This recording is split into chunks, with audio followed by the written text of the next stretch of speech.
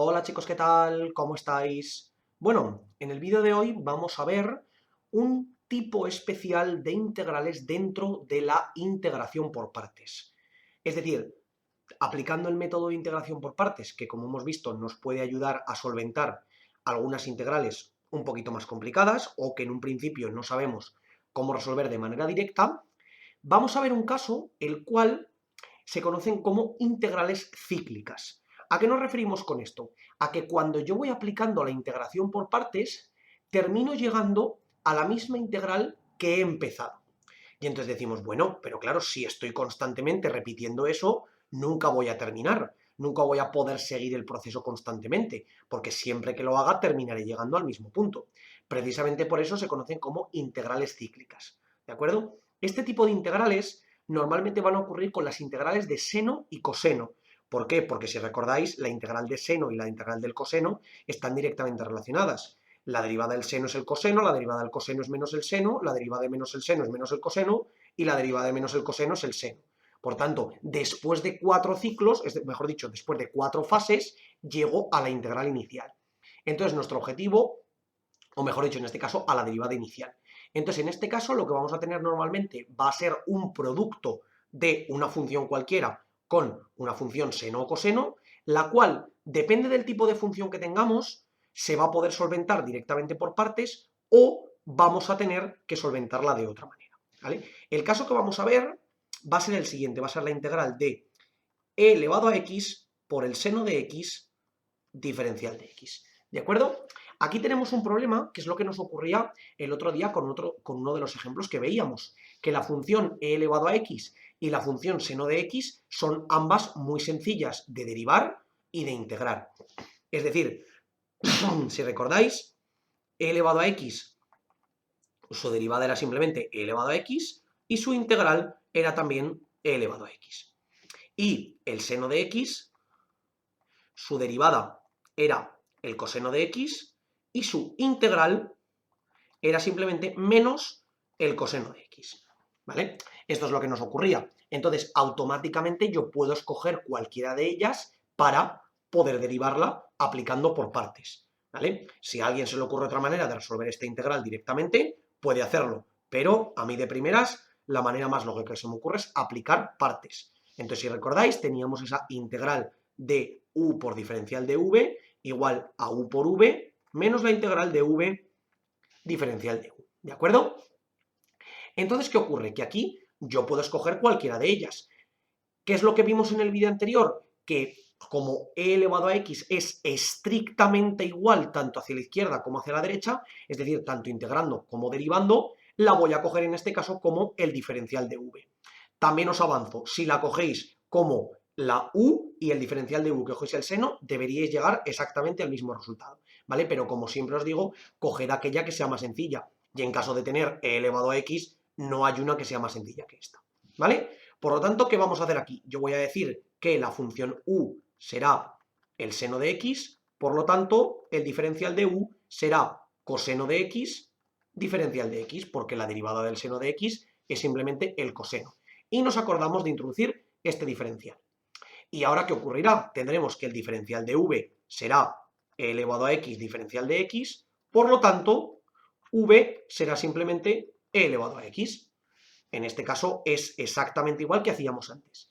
¿Ya que llegamos? Pues llegaremos básicamente a que nos quedará u por v, es decir, en este caso será e elevado a x por el seno de x, menos la integral de v, es decir, de e elevado a x por diferencial de u, es decir, por el coseno de x diferencial de x. Y ahora, esta primera parte, que no la tenemos que olvidar, ya la tenemos integrada. Entonces yo voy a irme con toda esta segunda parte. ¿De acuerdo? Repito, bueno, la voy a marcar con un asterisco porque el 2 lo utilizaré después. ¿Vale? Entonces sigo por aquí y tendré que menos la integral de e elevado a x por el coseno de x diferencial de x, vuelve a ocurrirme el mismo caso de antes. Lo que tendré será básicamente una exponencial por un coseno. Y si os dais cuenta, de nuevo me vuelve a pasar lo que tenía en el caso anterior, que yo puedo coger tanto la función exponencial como la función coseno tanto para u como para diferencial de v, porque es muy sencilla. La función coseno de x Si la derivo, llegaré a menos el seno de x, y si la integro, llegaré al seno de x. Por lo tanto, puedo coger cualquiera de ellas. De nuevo, voy a coger la función u como el coseno de x, pero os vuelvo a adelantar. Si cogieseis la función diferencial de v como el coseno de x, llegaríais exactamente al mismo resultado. Entonces, ¿qué tendremos aquí? Tendremos que u hemos dicho que era el coseno de x, por lo tanto, diferencial de u será menos el seno de x, diferencial de x. Recordamos que la derivada del coseno era menos el seno. Y ahora aquí tendremos lo mismo que antes. Diferencial de v será e elevado a x diferencial de x, por lo tanto, v será e elevado a x. Y vuelvo a sustituir igual que antes, pero me acuerdo de este menos, ¿vale? Porque este menos le afecta a todo. Entonces tendré menos u por v, es decir, menos e elevado a x por el coseno de x, y menos, con este menos, ahora me quedará más la integral de v, es decir, de e elevado a x, por diferencial de u, es decir, en este caso por menos el seno de x, diferencial de x. Esta es la segunda parte que no me tengo que olvidar de ella, ¿de acuerdo?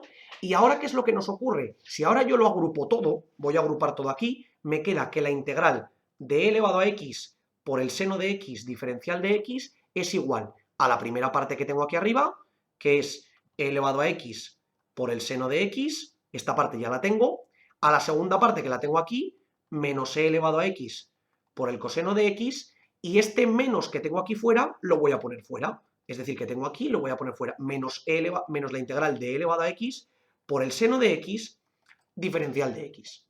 ¿Y cuál es el problema? Que si os dais cuenta, tengo aquí esta integral y aquí vuelvo a tener exactamente la misma integral que tenía antes.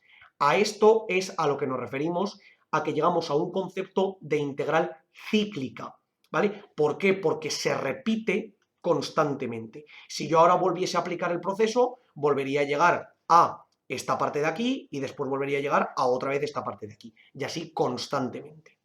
Entonces, para solventar esto, ¿qué es lo que hacemos? Como a mí lo que me interesa es calcular toda esta integral, me interesa calcular toda esta expresión, yo a la expresión completa, a la integral de e elevado a x por el seno de x diferencial de x, la voy a llamar i, en este caso de integral. Y voy a sustituir aquí abajo, que tendré que todo este término será i igual a e elevado a x por el seno de x, menos e elevado a x por el coseno de x, menos, y como todo esto es lo mismo que todo esto que tengo aquí, será menos i. Y ahora, ¿qué es lo que ocurre? Que mi objetivo realmente es encontrar cuánto vale i. Aquí tengo una ecuación en la que tengo que despejar lo que vale i. Por tanto, ¿qué es lo que voy a hacer? Voy a pasar este i sumando al otro lado y me quedará i más i, 2i, es igual a e elevado a x por el seno de x menos e elevado a x por el coseno de x. Por lo tanto, tendré que la i será e elevado a x seno de x menos e elevado a x coseno de x entre 2. Y esta será el resultado de mi integral. Es decir, la integral de e elevado a x por el seno de x diferencial de x será igual a e elevado a x seno de x menos e elevado a x coseno de x entre 2 más la constante. No me olvido de la constante. Vuelvo a repetir este paso porque a lo mejor nos podemos liar un poco. Cuando yo he realizado todo el proceso y me he dado cuenta de que la integral que quiero calcular al principio, es decir, esta de aquí, es igual a un conjunto de expresiones menos esa misma integral, llego al problema de que si sigo aplicando el proceso de por partes, llegaré otra vez exactamente a la misma expresión de nuevo. Entonces, ¿qué es lo que voy a hacer? Voy a sustituir la integral que quiero calcular por una expresión, en este caso por una incógnita, que es lo que vale i, ¿de acuerdo? A todo esto lo llamo i. Y a esta parte de aquí también la llamo i porque es exactamente lo mismo, ¿vale? Entonces, simplemente la sustituyo y como mi objetivo es descubrir cuánto vale todo esto de aquí, lo único que tendré que hacer será despejar. Esta menos i pasará sumando y luego lo despejo.